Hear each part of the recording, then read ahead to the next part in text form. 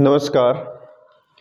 आज हम class 12th geography previous year paper 2023 annual exam में कोड 6442 इसके अंतर्गत सेट 2 का अध्ययन करेंगे और इसमें खासकर जो मल्टीपल चॉइस क्वेश्चंस रहे हैं उन क्वेश्चंस को हम कवर करेंगे। इसके अंतर्गत सबसे फर्स्ट क्वेश्चन यहाँ पर पूछता है, निम्नलिखित में से कौन सा देश सबसे सघन जनसंख्या वाला देश है?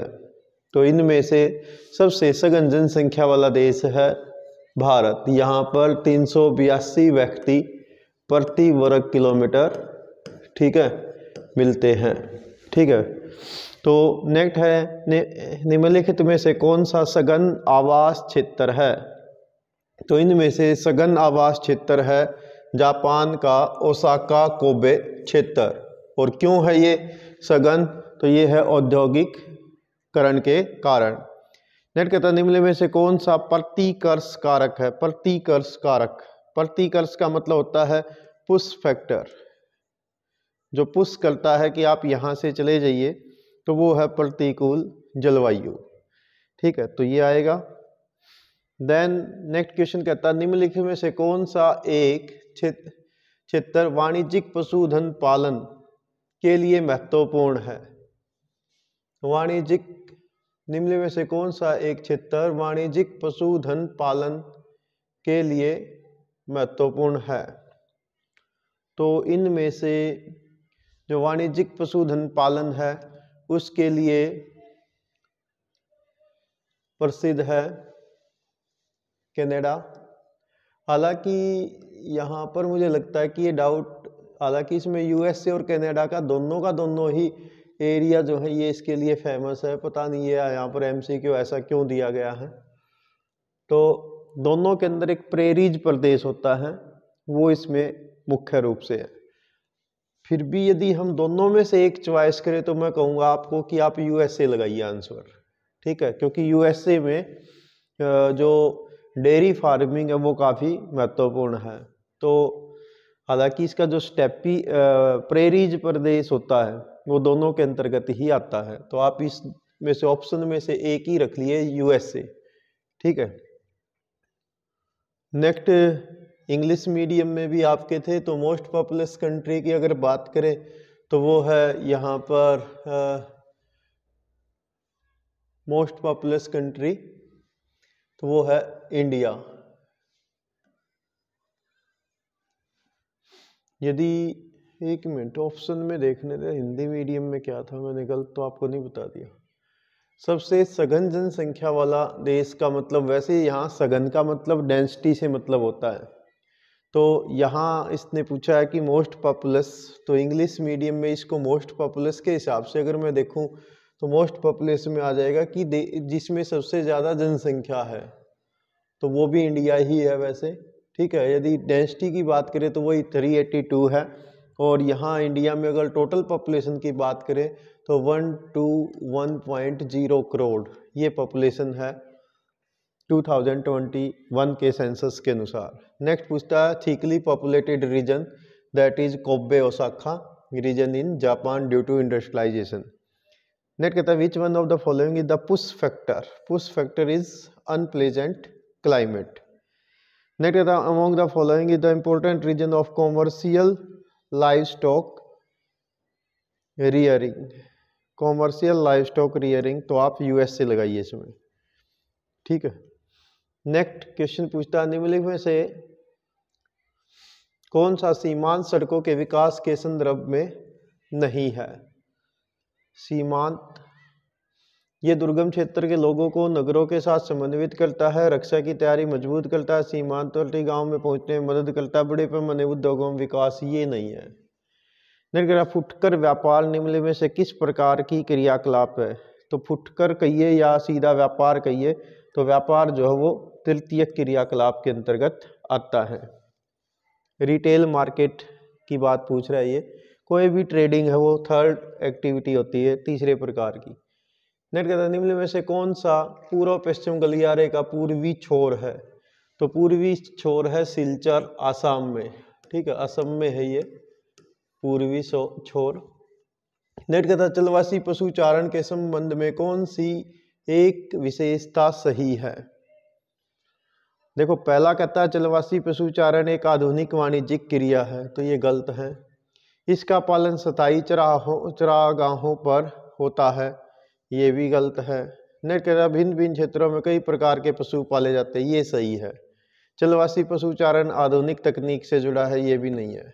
तो केवल ऑप्शन आपका सी बचता है। ठीक है, नेक्स्ट कहता है निम्नलिखित कुटीर उद्योग की विशेषताओं को पढ़िए और सही विकल्प का चयन कीजिए। कुटीर उद्योग तो कह रहा है निर्माण स्थल घर से बाहर या निर्माण की सबसे छोटी इकाई, स्थानीय कच्चे माल का प्रयोग, साधारण औजारों का प्रयोग। तो सही उत्तर है 2, 3 और 4, तो ऑप्शन बी सही है। ठीक है, तो ये आप इसमें करेंगे।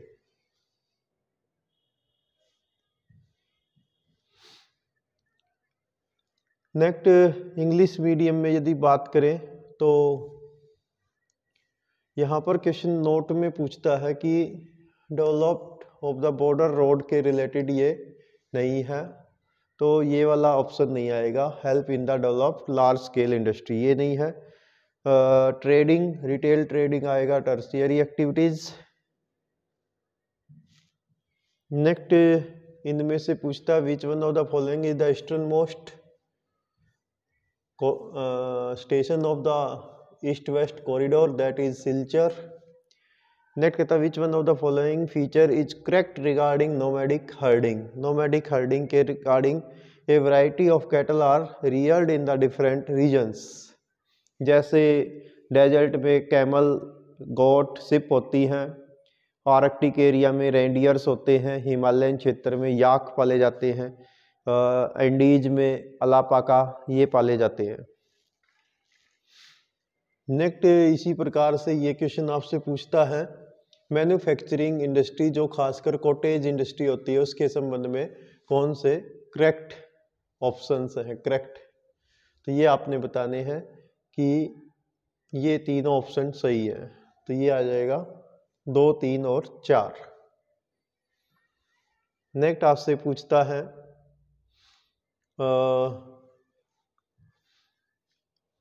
कॉलम 1 और कॉलम 2 दिए गए हैं, आपने इनका मैच करना है।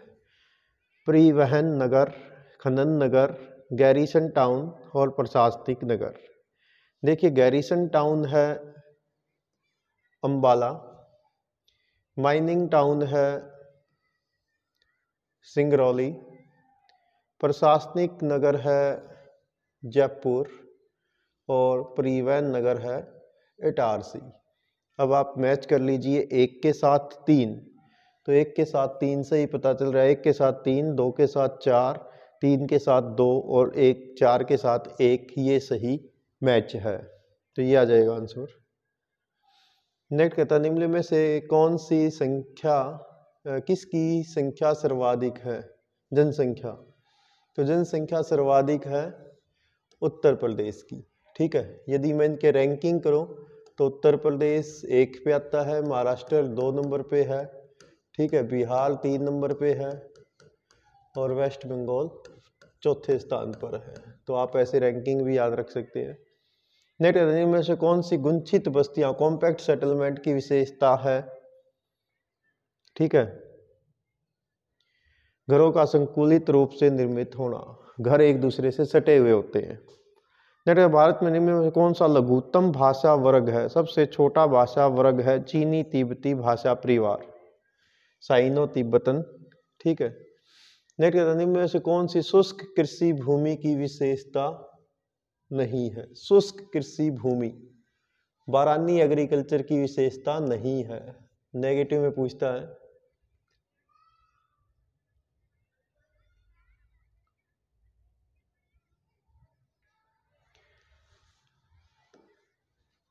देखो पहला पॉइंट कहता है या उन प्रदेशों में की जाती जहां वार्षिक वर्षा 75 सेंटीमीटर से कम होती है, सही है, ये इसकी विशेषता है।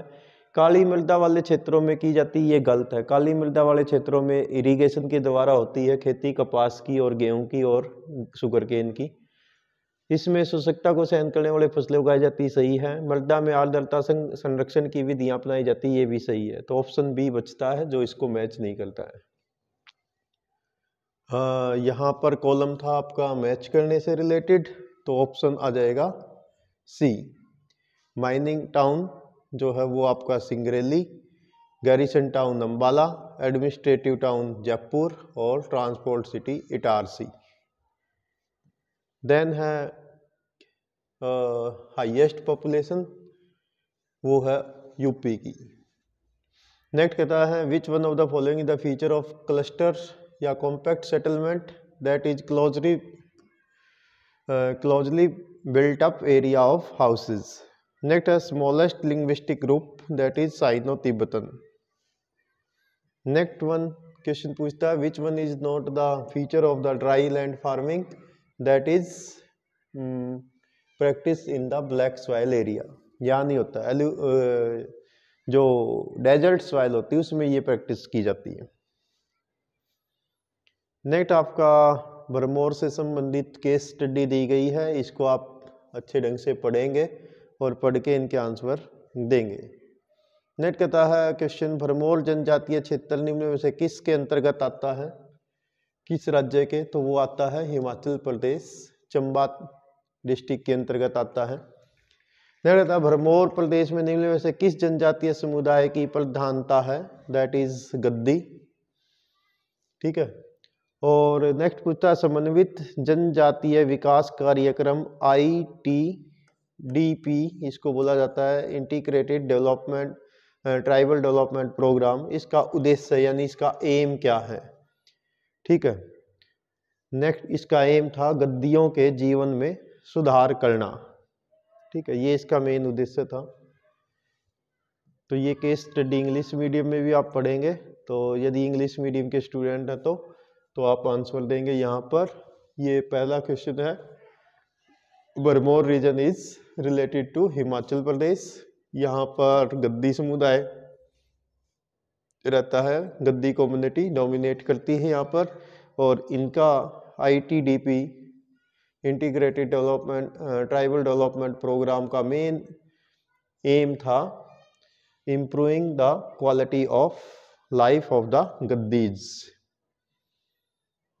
नेक्स्ट इसी प्रकार से ये आपका सोर्स बेस्ड क्वेश्चन है, तो इसमें से आपसे पूछता है किस वर्ष आयात और निर्यात में सर्वाधिक अंतर है। तो आयात और निर्यात का आप ये देख रहे हैं कि आयात कब किया गया और निर्यात कब किया गया, कितना किया गया। तो यहाँ सबसे ज़्यादा वेरिएशन आपको जहाँ दिखाई दे रहा है, ये तो हो गए आपके आयात, ये इंपोर्ट है यानी इतने का इंपोर्ट किया, इसी साल इतना इंपोर्ट था, इतना एक्सपोर्ट था, इतना ये था। तो जिसमें सबसे ज़्यादा वेरिएशन आप यहाँ पर देख पा रहे हैं, तो 2012-13 इसका आंसर आ जाएगा। ठीक है। और सबसे कम अंतर कब था, तो वो गैप देख लीजिए, यहाँ पर सबसे कम गैप है, तो इसमें 2016-17 इसका आंसर आ जाएगा। किस वर्ष में भारत के निर्यात में सबसे अधिक उछाल आया, तो जब निर्यात सबसे ज़्यादा हुआ, तो निर्यात सबसे ज़्यादा, ठीक है, तो ये एक्सपोर्ट का है, तो एक्सपोर्ट हुआ था 2013-14 से 14-15 के बीच, तो ये आप बता सकते हैं। तो 2014-15 आप इसमें लिख दीजिए। ठीक है, तो ये आपका आंसर यहाँ पर आ जाएगा। इसमें आ जाएगा 2012-13, ठीक है, इसमें आ जाएगा 2016-17 और इसमें आ जाएगा 2014-15। ठीक है, तो ये आप इसका आंसर देंगे। इसी प्रकार से यहाँ इंग्लिश मीडियम में दे रखा होगा, तो सेम आप वहाँ पर भी लिख सकते हैं। नेक्स्ट ऐसा ही क्वेश्चन था, ये दृष्टिबाधित विद्यार्थियों के लिए है। तो ये यदि हम देखें भारत की परंपरागत वस्तु जैसे कॉफ़ी, काजू आदि के निर्यात में कमी आई है, कोई एक कारण दे, तो इसमें आप बता देंगे कि समय के साथ साथ जो है अब ये फाइनल प्रोडक्ट के रूप में बिकते हैं। तो एग्रीकल्चर के एरिया में अभी हमारा जो निर्यात है वो धीरे धीरे कम हो रहा है, क्योंकि टेक्नोलॉजी जो है वो आती जा रही है, उसकी ओर ज़्यादा हो रहा है। दूसरा कह रहा भारत के आयात में पेट्रोलियम उत्पादों में तीव्र वृद्धि क्यों हुई? ट्रांसपोर्टेशन इंडस्ट्रीज को डेवलप होने के कारण या ट्रांसपोर्टेशन के कारण। नेक्स्ट कहता है किस क्षेत्र में भारत में मुख्य निर्यात का मूल्य सर्वाधिक है? भारत के किस क्षेत्र में भारत के मुख्य निर्यात का मूल्य सर्वाधिक है? तो हम एग्रीकल्चर प्रोडक्ट सबसे ज्यादा निर्यात करते हैं, हालांकि आज भी, तो वो आप इसमें बताएंगे। नेक्स्ट यहाँ पर खनन की विधियों से रिलेटेड है, ठीक है, तो